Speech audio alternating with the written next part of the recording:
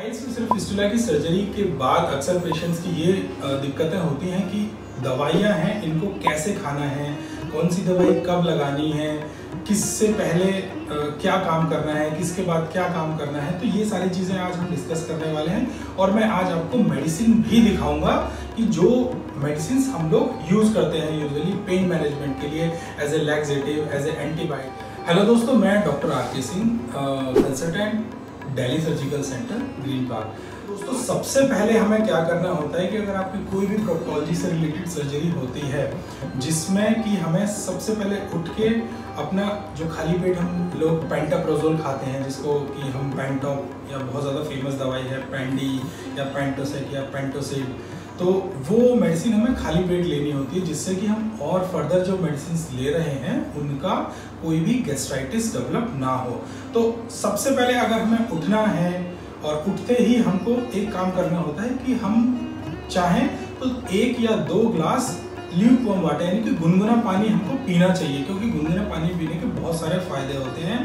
पहला फायदा तो ये होता है कि सुबह उठते ही आपको चाय नहीं पीनी है, चाय पीने से गैस्ट्राइटिस होगी, पानी पियोगे तो गैस्ट्राइटिस नहीं होगी। दूसरा फायदा पानी का ये है कि आपका प्रेशर बनता है। प्रेशर बनने से मतलब आप पॉटी जा सकते हैं, जिसके लिए लोग बहुत सारी चीज़ें करते हैं। कुछ लोग स्मोकिंग करते हैं मॉर्निंग में, कुछ लोग कुछ और करते हैं, बट ये सब चीज़ें बेकार की चीज़ें हैं। अगर आप एक नेचुरल वाटर अगर मॉर्निंग में लेते हैं 1-2 ग्लास, तो उससे आपको बहुत बेनिफिट होने वाला है। अगर वो पानी थोड़ा सा गुनगुना अगर आप कर लोगे तो आपको बहुत ज़्यादा फायदा देता है। तो उस गुनगुने पानी के साथ ही सबसे पहले आपको मैं दिखाना चाहता हूँ कि ये पेंटोसिड की टैबलेट है, जो कि पेंटॉप बाजार में बहुत सारे नाम से मिलती है। तो ये टैबलेट आपको खाली पेट मॉर्निंग में ही ले लेनी होती है, ठीक है। दूसरा काम आपका ये होता है लिग्नोकेन के नाम से जो मेन मेडिसिन है आजकल अवेलेबल है, लॉक्स या और भी बहुत सारी चीज़ें हैं ज़ाइलोकेन के नाम से। तो मैं दिखाना चाहता हूँ कि ये 2 तरीके की दवाइयाँ आपको मार्केट में मिल सकती हैं। जैसे लॉक्स 2% होता है और ये लॉक्स 5% होता है। तो आप कोई भी यूज़ कर सकते हैं, बट लॉक्स 2% से थोड़ा सा बेटर होता है, लॉक्स 5% थोड़ा स्ट्रेंथ ज़्यादा होती है।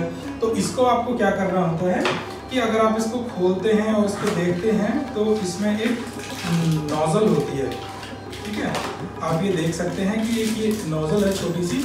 इस नोजल को आपको इसके ऊपर फिट करना होता है और इस छोटी सी नोजल का काम क्या होता है कि सबसे पहले आप इसमें से ऑइंटमेंट लेके पॉटी के रास्ते के बाहर लगाना है। आपको बाहर लगाएंगे तो मतलब जो पाइल्स, फिशर, जो छोटे छोटे घाव होते हैं वो पॉटी के रास्ते के बाहर से ही स्टार्ट हो जाते हैं अंदर तक। जितने घाव बाहर होते हैं उतना ही ज़्यादा वो पेन करते हैं, क्योंकि अंदर पॉटी के अगर कुछ भी होगा वो आपको पेन नहीं करेगा, बट जो पॉटी के रास्ते के बाहर वाले जो घाव होते हैं आपको बहुत पेन करने वाले होते हैं, क्योंकि वो just attach to the adjacent skin, हमारी स्किन से ही पास में होते हैं। और स्किन जो होती है हमारी वो पेन सेंसिटिव होती है, ठीक है। तो पेन के लिए सबसे पहले हमें ये लॉक्स 5% जो है ये बाहर की तरफ लगाना है, पॉटी के रास्ते के बाहर। जैसे मैं आपको एक डायग्राम से भी, सबसे पहले अगर हम पॉटी का रास्ता अगर हम ऐसे बनाते हैं तो ये हमारा एनल कैनाल है, ये आपके बटक्स हो गए दोनों, और ये एनल कैनाल को कंट्रोल करने के लिए दिस इज एनल ओपनिंग, इसको कंट्रोल करने के लिए हमारे पास 2 मसल्स होते हैं, इनको हम इंटरनल स्फिंक्टर्स बोलते हैं और outside it is external sphincters basically. तो यहाँ पे हम लोगों के पाइल्स होते हैं, एवरीबॉडी इज हैविंग पाइल्स। तो ये जो रेक्टम है इससे ऊपर का जो एरिया होता है ये पेन इनसेंसिटिव होता है, यानी कि पेन नहीं होता है, बट जितना आपको इस एरिया में घाव रहेगा, जैसे कि मैं बताना चाहता हूँ, जितना इस एरिया में घाव रहेगा, अगर यहाँ पे कोई कट है या यहाँ पे कोई कट है तो ये बहुत ज़्यादा पेन सेंसिटिव होता है, यानी कि बहुत ज़्यादा पेन होने वाला है। तो ये जो ऑइंटमेंट है इसको आप सबसे पहले इस बाहर वाले एरिया में लगाएंगे, ठीक है। और उसके बाद ये नोजल जो होती है, नोजल को आप ऐसे इंसर्ट करेंगे और इसको दबा देंगे, जिससे कि जो मेडिसिन है वो इस पूरे एरिया में चली जाए, ठीक है। अब ये काम करने के बाद आपको 4 से 5 मिनट वेट करना होता है, जिससे कि ये इसमें लोकल एनेस्थेटिक एजेंट होता है जिसको हम लिग्नोकेन बोलते हैं, और इसको असर करने में 4 से 5 मिनट लगेंगे। और जब अच्छे से वो सारा सुन्न हो जाएगा उसके बाद आप पॉटी करने जाएं। पॉटी आप आराम से कर सकते हैं, उसके बाद कोई ऐसे आपको प्रॉब्लम आएगी नहीं। तो पॉटी करने के बाद जो पॉटी को वॉश करना है तो वो भी एक टेक्निक है, क्योंकि जब आप पॉटी करते हैं तो पॉटी छोटे छोटे स्मॉल पार्टिकल आपके ये जो वुंड होते हैं, जो ये घाव होते हैं, इन पे पॉटी चिपकी हुई होती है। तो इस पॉटी को किसी भी तरीके से हमको वॉश करना होता है। तो वॉश करने का बेस्ट तरीका होता है कि आप स्ट्रीम, जो जेट होता है, हैंड जेट जो होता है, जेट से आप ऐसे स्ट्रीम मार सकते हैं और उस स्ट्रीम से ये जो पॉटी है ये सारा क्लियर हो जाएगा, साफ हो जाएगा।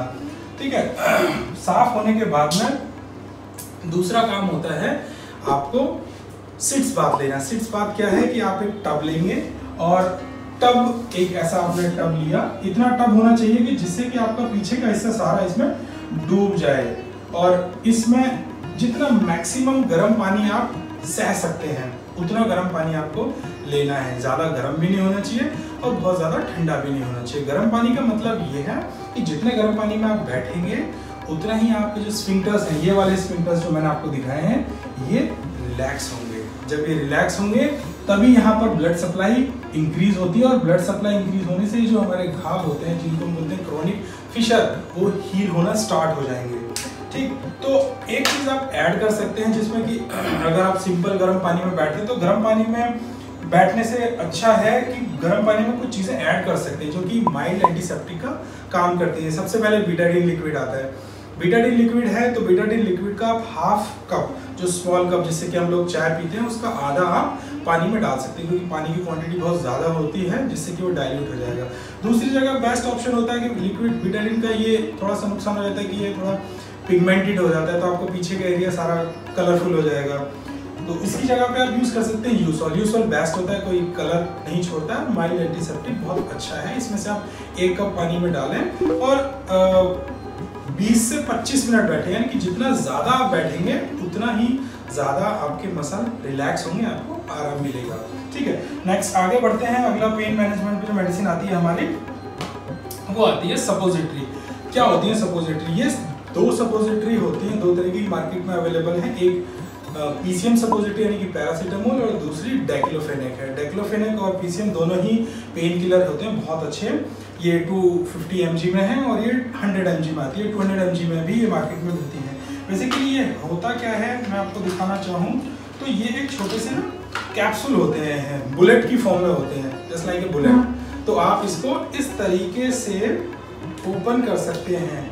ये जैसे ही इसको आप टीयर करेंगे, ओपन करेंगे, तो इसमें एक बुलेट निकलती है छोटी सी। तो उस बुलेट को रखने का क्या तरीका है कि सबसे पहले आप जो हमने स्टार्टिंग में जो ऑइंटमेंट लिया था, ये सब काम तुरंत आपको जब आप पानी में बैठे हैं उसके तुरंत बाद स्टार्ट कर देना है, क्योंकि उस टाइम पे ही आपको सबसे कम पेन होगा। ऐसे नहीं कि आप पानी में बैठे हैं और उसके बाद आप बाहर चले गए, आपने ब्रेकफास्ट करना स्टार्ट कर दिया और उसके बाद आप सपोजिटरी लगा रहे हैं, तो वो आपको प्रॉब्लम करेगा, क्योंकि उस टाइम पे मसल दोबारा से टाइट हो जाती है, स्पैज़म में चली जाती हैं। तो उस टाइम बेस्ट टाइम होता है कि तुरंत आप पानी में बैठे हैं, उसके एकदम आपने थोड़ा सा ऑइंटमेंट लगाया और ऑइंटमेंट लगाने के बाद में ये जो सपोजिटरी होती हैं 2, एक सपोजिटरी लेते हैं और एक फिंगर के ऑलमोस्ट ये सपोजिटरी आपको यहाँ पे रखनी होती है, ऑलमोस्ट इस एरिया में, क्योंकि अगर आप यहाँ पे कहीं निकले रखेंगे सपोजिटरी को तो सपोजिटरी आराम से इजीली निकल भी सकती है। तो बेस्ट होता है कि 1 फिंगर, एटलीस्ट 1 फिंगर डेप्थ होना चाहिए। तो एक सपोजिटरी और ये यहाँ पे दूसरी सपोजिटरी, तो ये 2 सपोजिटरी आप लगाएं। बहुत ज़्यादा अगर आपको पेन होता है, यूजुअली एक suppository is enough, quite enough. तो अब आगे बढ़ते हैं हम। ये जो अभी तक मैंने सारा बताया ये पेन मैनेजमेंट का था बेसिकली।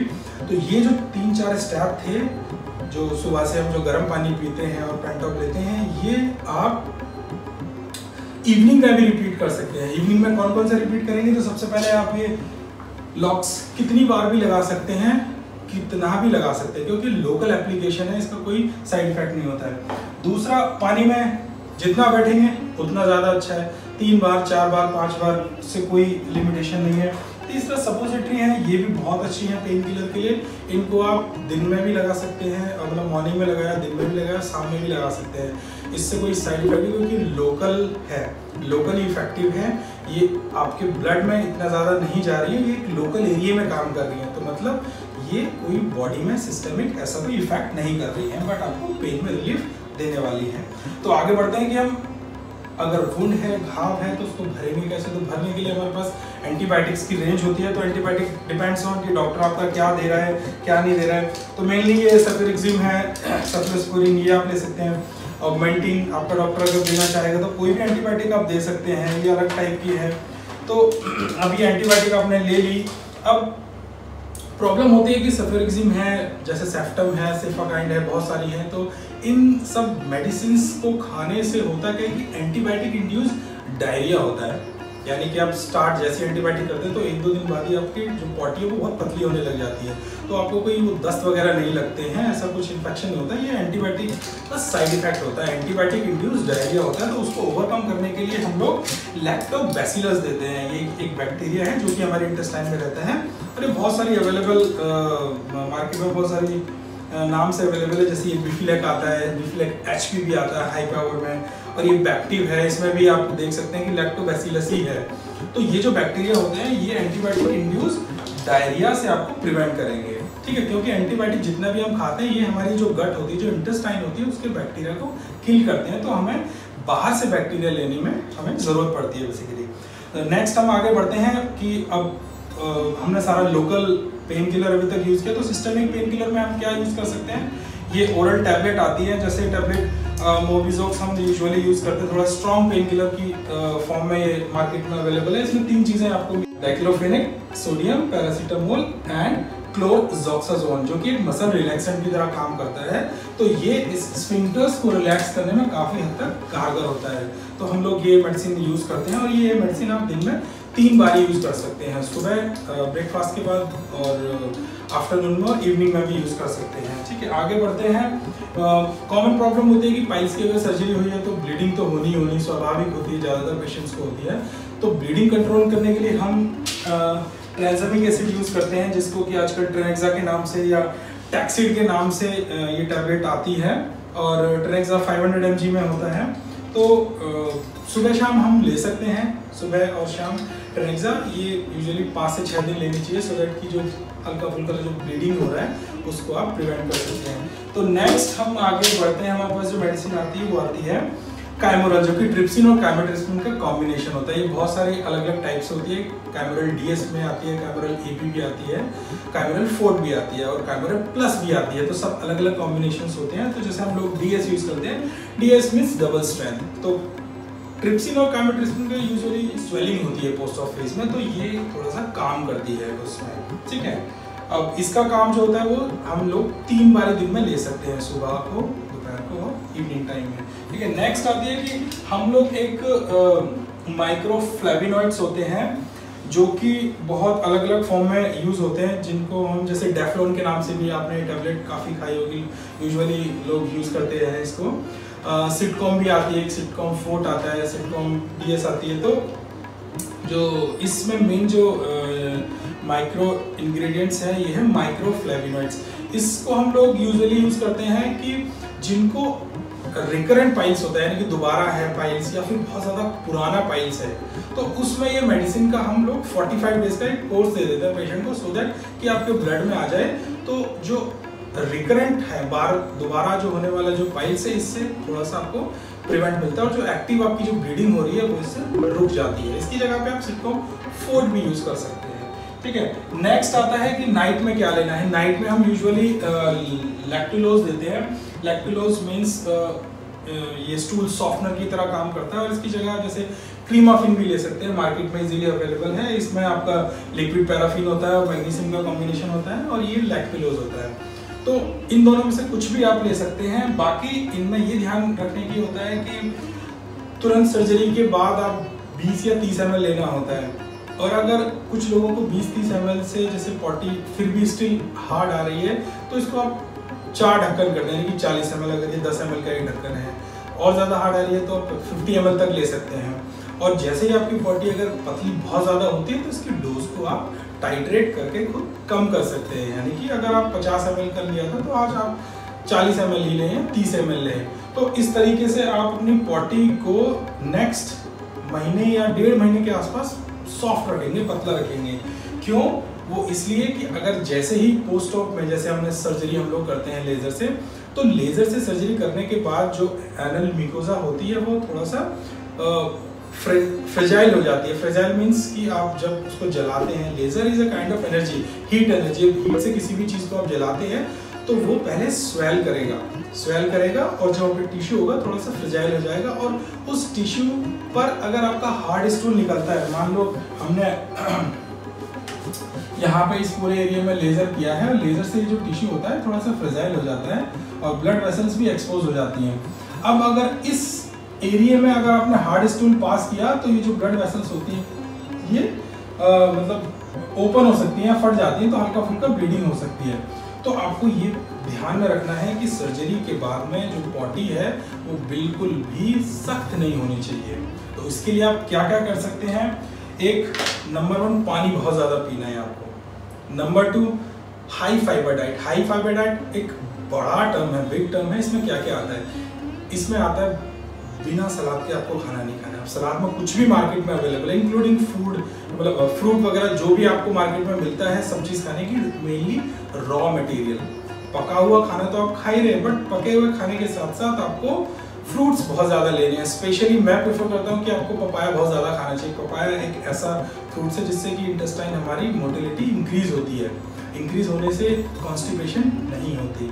ठीक है, तो आप खीरा, ककड़ी, टमाटर, मूली, गाजर, जो भी मार्केट में सीजनल फ्रूट्स हैं या वेजिटेबल्स हैं जिनको आप रॉ कच्चा खा सकते हैं वो आप बहुत ज़्यादा लें, क्योंकि जितना ज़्यादा आप रॉ मटेरियल लेंगे उतना ही आपका फाइबर ज़्यादा होगा, और उतना ही जो फाइबर होता है वो आपके इंटेस्टाइन में कम रुकेगा, यानी कि जल्दी आगे पास ऑन होगा। जल्दी आगे पास ऑन होगा तो कॉन्स्टिपेशन नहीं होगा। दूसरा, पानी बहुत ज़्यादा भी मैं ऑलरेडी बता चुका हूँ। इसके अलावा आप बाहर की चीज़ें जो होती हैं, कैसे बाहर की चीज़?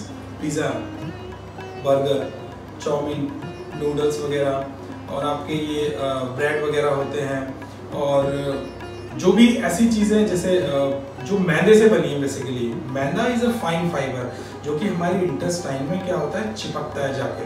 अब जो चीज़ हमारी इंटेस्टाइन में जाके चिपकेगी तो मतलब वो आगे की तरफ नहीं बढ़ेगी। जब आगे की तरफ नहीं बढ़ेगी तो मतलब वो स्टे करेगी। अब अगर उसका कांटेक्ट टाइम और स्टे टाइम ज़्यादा होगा तो मतलब वो फिर सड़ना है हमारे इंटेस्टाइन में। वही रीज़न है कि हमारा जब जो भी ऐसी चीज़ें हम खाते हैं वो जब नीचे तक पहुंचती है तो बहुत ज़्यादा डिहाइड्रेटेड हो जाती है, और डिहाइड्रेटेड मतलब पानी उसमें कम हो जाता है और वो सूख जाती है। अब उसको निकालना हमारे लिए बहुत ज़्यादा मुश्किल हो जाता है। तो इसलिए अवॉइड करें ऐसी चीज़ें जिसमें कि फाइन फाइबर हो, यानी कि जिसमें बहुत ज़्यादा